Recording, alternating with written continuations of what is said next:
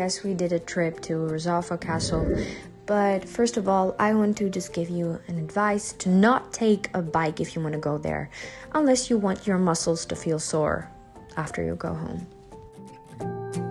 Something really nice and helpful, in my opinion, were the little maps that were put in different locations of the castle. They also had explanations about everything you need to know if you go there for the first time. As we were walking, we saw the Lead Mosque, which is a really famous monument of culture in Shkodra. And here's a picture of it.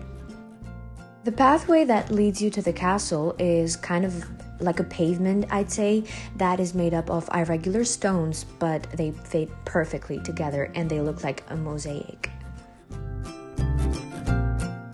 Here is shown a place where you could buy drinks and snacks, and also that man that is shown in the picture, he was really nice and friendly to us. He also shared his experience, how it is like to have a home near the castle.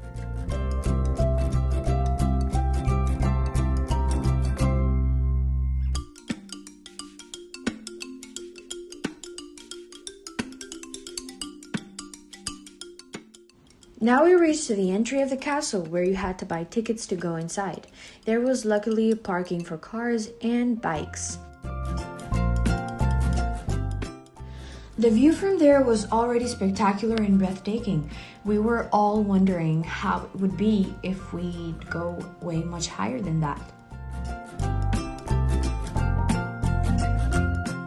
As I said, the view here was spectacular and people come here often for photo shoots. Here is a couple that were just done with their photo shoot for their wedding album.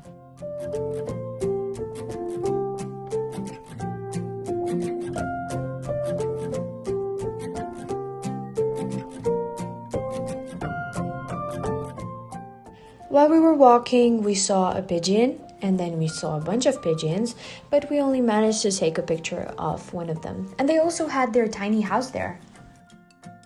Now there were two other entries. The first one, that large one, leads you inside the castle, and that small one leads you to an open area surrounded by walls.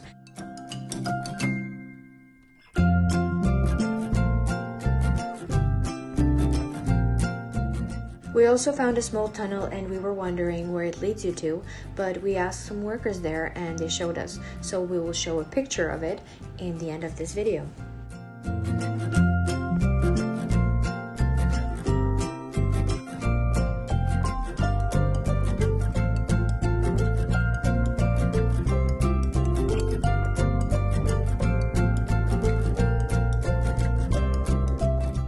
The entrance into the first courtyard is conducted passing through a gallery protected by a high donjon. In the eastern part of this courtyard are preserved the ruins of the Venetian neighbor. The whole surface of this courtyard was protected by 3 towers built in different periods, since the Middle Ages and the Ottoman period.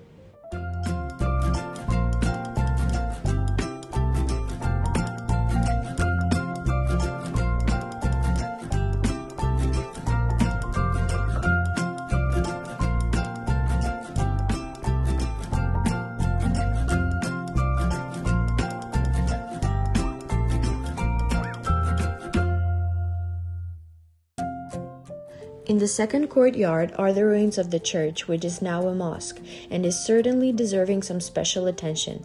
Originally, the church was built in the Romantic style commonly found between the 13th and the 15th centuries, and was later transformed into the Sultan Mehmed Fatih Mosque. During this time, the Catholic population abandoned the castle, as the space came to be used as a military base.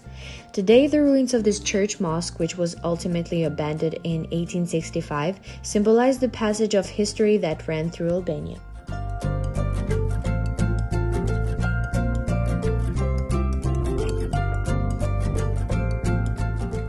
And now the third and the final courtyard is known as the Citadel, is smaller and occupies in the upper part of the hill.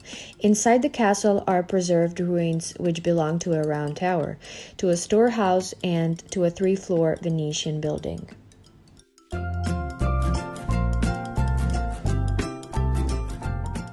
And now I'm going to show you the exit from the tunnel that was before the first courtyard. When we were done with exploring every single part of this castle, we found time to lay down and have a small picnic.